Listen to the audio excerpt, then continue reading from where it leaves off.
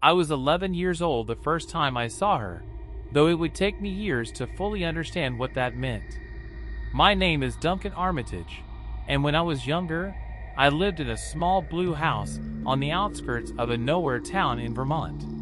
Our home sat on a winding back road, at the end of a gravel driveway bordered by pines and old sugar maples.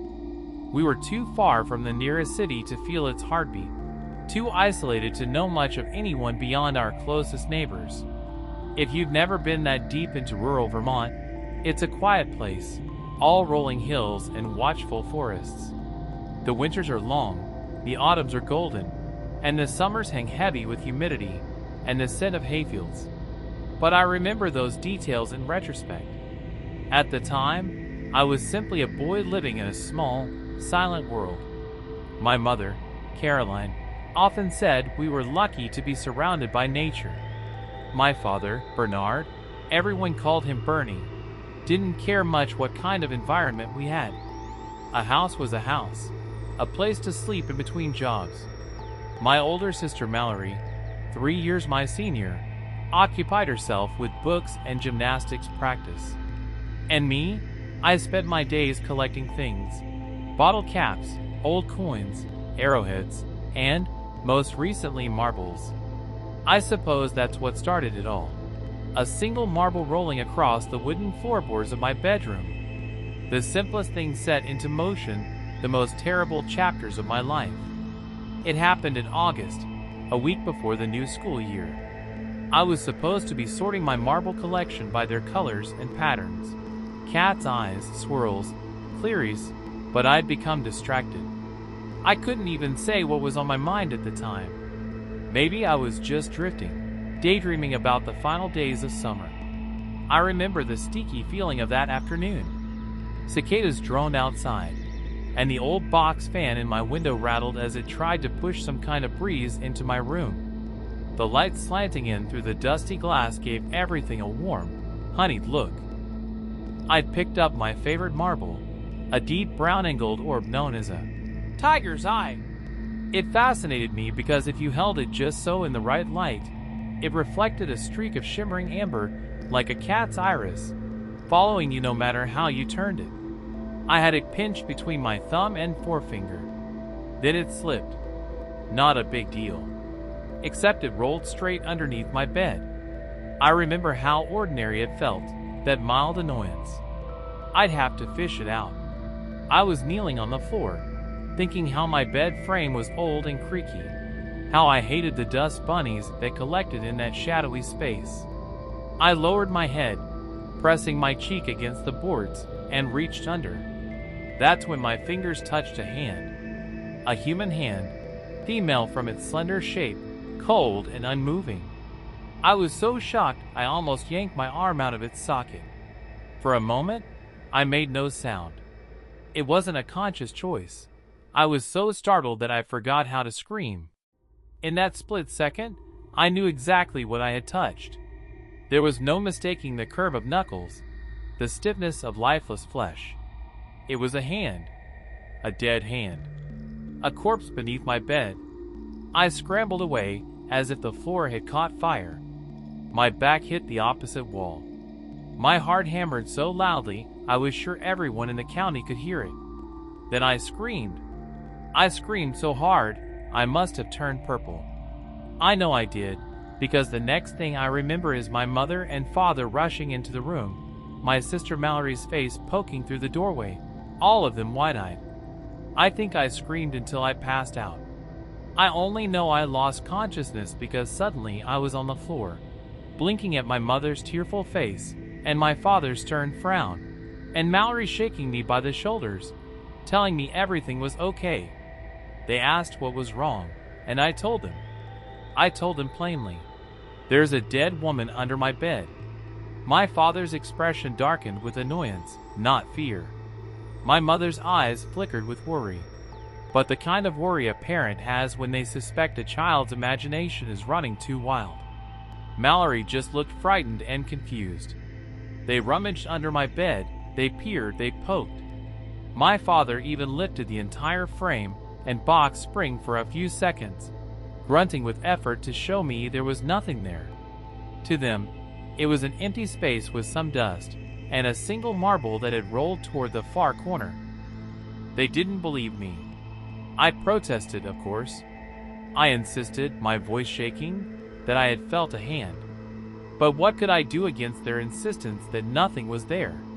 My father, who had a mean edge to him that I'd grown painfully familiar with, shut me down almost instantly. "Enough nonsense, Duncan," he snapped. "I don't want to hear another word about it." As a kid, what can you do when the adults refuse to believe you? I had never seen a corpse before that day, but I knew what a cold human hand felt like. My father's anger and my mother's thin-lipped silence forced me to doubt what I knew I had experienced. After they left, I stayed away from my bedroom for hours. I spent the afternoon huddled in the living room, jumping at every sound and dreading the evening when I'd be forced back into my own bed. When that time came, I considered arguing, but the warning look in my father's eyes dared me to try. He was not a patient man. If I pushed too hard, he might lose his temper. I'd seen it happen before. I didn't want to risk a bruise or a shouting match I couldn't win. So I went quietly to my room and shut the door behind me. All was quiet and normal. The blanket was neatly made, my posters still hung on the walls, dinosaurs, baseball players, animals from a national park calendar. The air smelled of old wood and fabric softener. For a moment, I allowed myself to believe that I had imagined the entire thing. Maybe I fell asleep sorting marbles. Maybe I had a nightmare. Wouldn't that be easier or simpler? That night I tried to sleep. But when dreams came, they were full of blue eyes, two piercing, brilliant blue eyes. They stared at me from strange faces.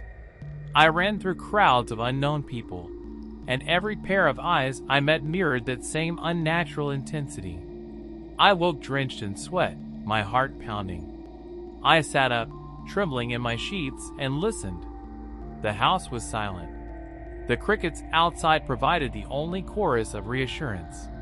I reached into my nightstand and grabbed my small flashlight, a cheap plastic thing I used when reading comics under the covers after bedtime. I had to look again. I had to know if I was going crazy. I could not let this mystery gnaw at my mind forever. Slowly, fearfully, I slid out of bed and knelt by the floor. My hand shook as I flicked on the flashlight. Its weak beam stabbed into the darkness beneath my bed.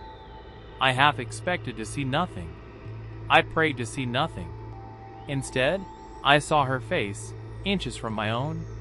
A twisted, contorted face with cobalt blue eyes wide open in horror. The skin was pallid, the lips parted, dried blood crusted at the corners of her mouth. She wore a torn blouse soaked in dark stains. Something about her posture, the awkward angle of her limbs, suggested she had died painfully. She didn't move. She didn't even blink. She was a statue of death, preserved in my bedroom. I gasped, barely holding back a scream. My flashlight's beam trembled over her features. She was young, maybe late teens or early 20s. Her hair was blonde and tangled, her cheekbones sharp and bruised. And those eyes, oh God, those eyes. They were like shattered glass, reflecting something I didn't understand. I backed away, and this time I didn't tell a soul. No one would believe me anyway, and I was already on thin ice with my father. I climbed into bed and curled into a ball, sobbing quietly until sleep finally stole me away. The next morning, my mother commented that my eyes were puffy and red. My sister teased me about my appearance. My father scowled and refused to engage. I must have looked a mess. They asked what was wrong, and without thinking I mentioned the woman again. My father's response was swift and vicious. He smacked his palm on the table and barked at me. "Not another word of that nonsense. You hear?" The tension in the room was unbearable. My mother's eyes filled with pleading, silent fear, as if to say, "Don't provoke him." Mallory stared at her plate, ashamed for teasing me. After that day, I didn't mention the woman under my bed to my family again. At school, though, I told my best friend Harrison. We'd been pals since we were toddlers. Harrison was a self-declared expert in the paranormal. He believed in ghosts, UFOs, secret government conspiracies. If anyone would believe my story, it was him. We met behind the old tool shed near the playground during recess. In low, urgent whispers, I explained everything. The first time I touched her hand, the second time I saw her body, how I knew she was real but my parents refused to believe me. Harrison nodded solemnly, as if all this was perfectly plausible. He pressed a finger to his chin, thinking, then declared, "She must be a spirit trapped between worlds. Maybe she's not just a ghost. Maybe she's something else. An echo of a tragedy." He always had a flair for the dramatic. "But I felt her hand," I protested. "That's physical. That's real." Harrison waved his hand dismissively. "Not all ghosts are invisible, wispy things. Some appear as solid as you or me." He considered that a moment. "She might be what's called a corporeal haunt.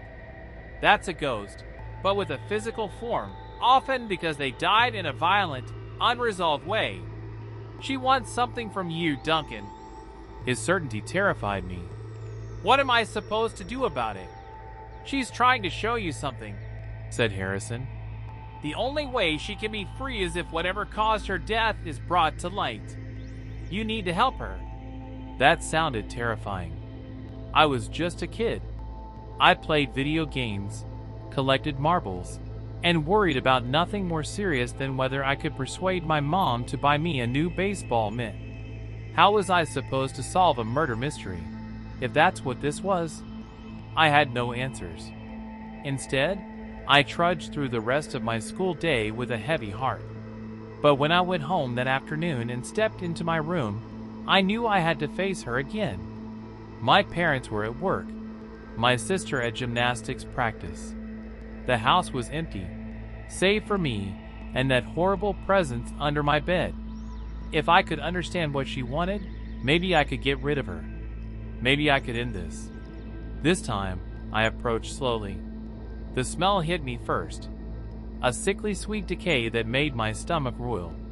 The day before, I hadn't noticed much of a smell beyond dust and fear.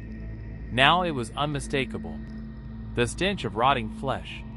I gagged and ran to the bathroom, barely making it to the toilet before vomiting up my lunchtime sandwich. Tears stung my eyes as I rinsed my mouth and washed my face. No one else seemed to notice it. Not my sister, not my parents. How was that possible? The smell alone was overwhelming. It occurred to me that perhaps I was the only one who could see or smell her. That thought turned my blood to ice. If she was haunting me specifically, why? What did I have to do with her death? I tried to do my chores, but each time I stepped into my room, the scent of decay slammed into me. I had to keep the door shut to contain it. By the time Mallory got home, I'd done hardly anything. She was annoyed, warning me that Dad would lose his mind if chores weren't done. Just the mention of my father's anger set my heart pounding. I tried to explain that I couldn't go in my room because of the corpse. Mallory gave me a look of weary disbelief, then saw the desperation in my eyes. She softened, sighing, "Duncan, you know there's nothing there. I can't smell anything." But the pity in her voice made it clear she thought I'd cracked under some strange stress. Still, something about my agitation and pallor got to her, because she said, "Okay, I'll check, but only to prove once and for all that you're imagining it." When she moved toward my door, I panicked and blocked her way. If she opened that door, would she finally see what I saw? Or would she see nothing and think I truly lost it? The fear of her disappointment and my father's wrath made me tremble. The smell seeped under the door anyway. Why couldn't she smell it? My desperate pleas and shaking voice seemed to rattle Mallory. She took a step back, confusion written all over her face. Perhaps, in that moment, she realized something was off. If not with the room, then with me. Instead of pushing past me, she turned and left me there, mercifully sparing me from further humiliation. Hours passed.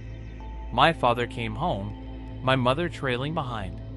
I heard their voices in the kitchen. My father's tone was gruff, agitated. Sometimes he worked odd construction jobs out of state, and he would come home angrier than usual, as if traveling set him off. He called for me. "Duncan, where the hell are you?" And I gulped, preparing myself. I didn't want to face him after failing to finish chores. Still, I dragged my feet into the kitchen. I tried to explain. The smell of the corpse, the fear. But as soon as the words, "Woman under my bed," left my mouth, my father seized my arm. He yanked me down the hall, muttering about pranks and idiotic stories.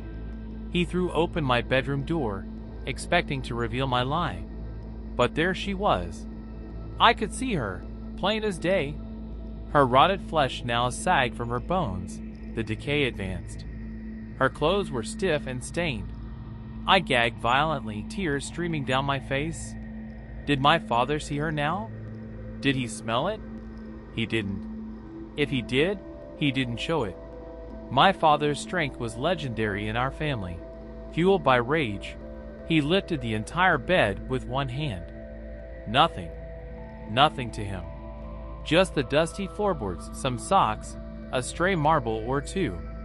I could see, from behind his shoulder, the corpse still lying there, ghostly and impossible, superimposed over the empty space. How could that be? How could I be seeing something no one else could? My father turned to me, furious. He lowered his voice, so low that only I could hear the venom in his words. "If you keep this up, boy, you'll be the body under this bed." I believed him. He was not a kind man, and this was not an idle threat. In that moment, I realized I had no ally under my own roof. Mallory was frightened and confused. My mother was meek, submissive to my father's will. And my father was unpredictable, a storm I dared not provoke further. So I suffered in silence. For the next week, I barely slept. The smell intensified until it felt like a fog hovering in my room. Each night was punctuated by silent sobs and nightmares. I would drift off only to dream of her, of those blue eyes haunting me, of twisted limbs and strangled screams. I dreamed of her running through a forest at twilight, fear propelling her forward. I never saw what chased her, but the terror in her eyes was soul deep. I would wake soaked in sweat, my heart racing. Then I'd lie awake, nauseated, unable to rest. At school, I confided more in Harrison. He advised me to find a way to communicate with her, to ask what she wanted. The thought terrified me, but I had to do something. I couldn't keep going like this. I asked if we should use a Ouija board or call a priest. Harrison frowned, pondering.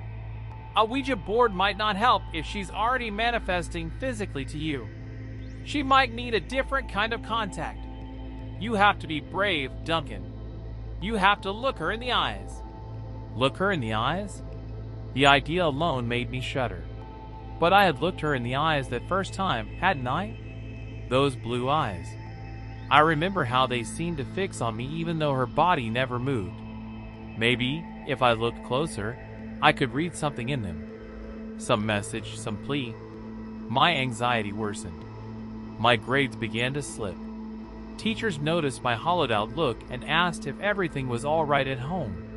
I lied, of course. What else could I do? My parents wouldn't let me talk about it. My father's fury lurked behind every corner. My mother's silence was no comfort. Only Harrison seemed to believe me. But he couldn't solve this problem for me. I had to face it alone. One afternoon, I decided to try.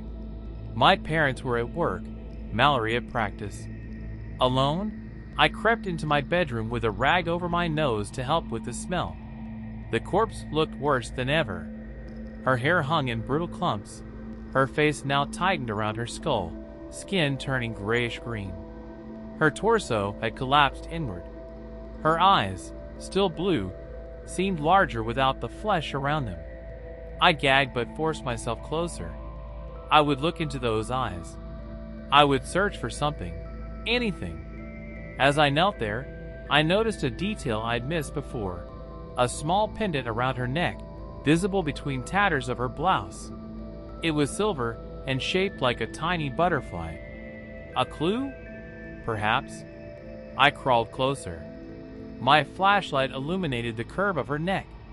The butterfly pendant had a tiny piece of turquoise in the center. Turquoise. Just like her eyes. The color sent a chill down my spine. In that moment, I swear I saw her eyes shift. Not physically move, but the light in them changed. As if some part of her soul recognized my presence. I swallowed hard, trying to speak. "Who are you?" I whispered, voice cracking. "What do you want from me?" Silence. She lay there unmoving. I asked again, my voice shaking. No response. Frustration welled up, mingled with fear and sorrow. The smell overwhelmed me. I retreated, slamming the door. I spent the rest of the day on the porch, staring at the swaying branches of the maple trees, wishing I could turn back time and never find that tigers I marble. My dreams that night were more vivid than ever. This time, I saw her death clearly. I saw a man towering over her in the woods, a man with broad shoulders and a flannel shirt. He struck her, and her scream echoed through my dream. I jolted awake, panting. My mind refused to identify the attacker's face. When I tried to recall it, everything went fuzzy. But a gnawing unease told me I knew that face. I just didn't want to see it. The next few days were a blur of anxiety and half-remembered nightmares. The corpse's decay progressed until she resembled a skeleton with leathery skin. Yet her face remained somewhat intact, as if her spirit preserved those eyes to communicate with me. Harrison urged me to keep looking for signs. He even suggested I check missing persons reports online. Maybe I could figure out who she was. I tried. At the local library, I spent hours on a public computer searching, but I found nothing matching the description of a blonde woman murdered recently. Nothing that suggested a body left in the woods. Then, one bright day, I awoke and found her gone. I knelt and peered under the bed. There was no body, no stench. Just my flashlight, some socks, a water bottle. The normal debris of a boy's messy room. Relief and sorrow washed over me in equal measure. She was gone. Shouldn't I be happy? I was free of that horror. But I felt hollow. She had wanted something from me, and I failed her. I hadn't uncovered the truth of her death. She had simply vanished, like smoke on a breeze. A strange dread crept over me as I went about my morning. Mallory, my mother, and I had barely settled in the living room after breakfast when the phone rang. My mother answered. Her face went pale. She said almost nothing, just listened, tears welling in her eyes. Then she hung up. Mallory and I stared at her, alarmed. She swallowed and said, "Your father, he's been arrested." I blinked. Arrested? For what? My mother's voice shook as she explained in halting words. My father had been working out of state, and the police had been investigating him. They believed he was connected to several murders, women found in remote wooded areas. My mother pressed her hand over her mouth, too stunned to cry. Mallory burst into tears. I sat numbly, my mind turning back to the corpse under my bed. Was that one of his victims? Had my father killed that girl? Shock gave way to a flurry of events. My aunt came to pick us up from school that day. The principal wore a grim expression. We found my mother at our aunt's house, hollow-eyed and shaken. She told us that father had been a suspect for weeks. The police had DNA evidence. He was the last person seen giving a ride to a missing college student named Sophia Roth. She was 19, recently graduated from high school, and had been hitchhiking. The description matched the girl I'd seen under my bed to perfection. Blonde hair, bright blue eyes, and a butterfly pendant, now listed among her recovered personal effects. I snuck onto the TV late that night, after my mother and sister had fallen into restless sleep. The news flashed Sophia's photograph on the screen. There she was, smiling in her graduation robes, eyes sparkling and alive. It was her. There was no mistaking it. My father had murdered her. Somehow, her spirit or memory had chosen me to witness her final state, to carry the truth until it emerged. Perhaps she had needed me to know, to keep looking until fate or the law caught up to my father. Or maybe she only wanted someone, anyone, to acknowledge her suffering. Either way, seeing her picture filled me with a strange peace. I whispered an apology to the empty living room. I couldn't save her life, but I'd borne witness to her story. That night I dreamed of Sophia again. But this time, I stood in my old bedroom. She appeared in my doorway, radiant and whole, no sign of violence or decay. She wore her butterfly pendant, smiling softly. There was no fear in her eyes, only warmth. She touched my shoulder lightly, as if thanking me. Then she faded into sunlight. I woke up crying softly, but not from terror, from a quiet kind of release. Our lives changed drastically after that. My father never came home. He was sentenced to life in prison without parole. We moved in with my aunt for a while, then later to a small apartment in town. Without my father's rages looming over us, we began a slow process of healing. Mallory returned to gymnastics and reading. My mother got a job at a local insurance agency. I adjusted to a new school, a new set of routines. We didn't talk about the details of the murder trial around the house, but I secretly followed the case, reading newspaper clippings and piecing together what had happened. My father had strangled Sophia in the woods and left her body there. The hikers who found her assumed it was a random killing until the police connected the dots to my father's truck. He had a history of violence we never truly understood. The legal system ensured he would never hurt anyone again. As time passed, I occasionally thought about Sophia's eyes. How they followed me in nightmares, how they appeared beneath my bed, refusing to be ignored. I still don't fully understand why I saw her when no one else did. Maybe I was more sensitive to the supernatural. Maybe it was guilt by association. My father's blood ran in my veins, and she wanted to call him out by haunting me. Or maybe I was simply the only one innocent enough to bear witness. In all the years since, I have never encountered anything remotely like that again. I've grown up, moved away, built a quiet life. But sometimes, late at night, I remember that August day and the feel of that cold hand under my bed. I remember how no one believed me. Now I know that truth always finds a way out, whether through the natural order of things or the desperate plea of a restless spirit. I hope Sophia found peace once the world learned her name. And I hope that somewhere, somehow, she knows I never forgot her, that I saw her terror and felt her suffering. I still have that tiger's eye marble, tucked away in a small box in my desk drawer. When I hold it up to the light, the shimmering golden stripe follows me, just as her eyes once did.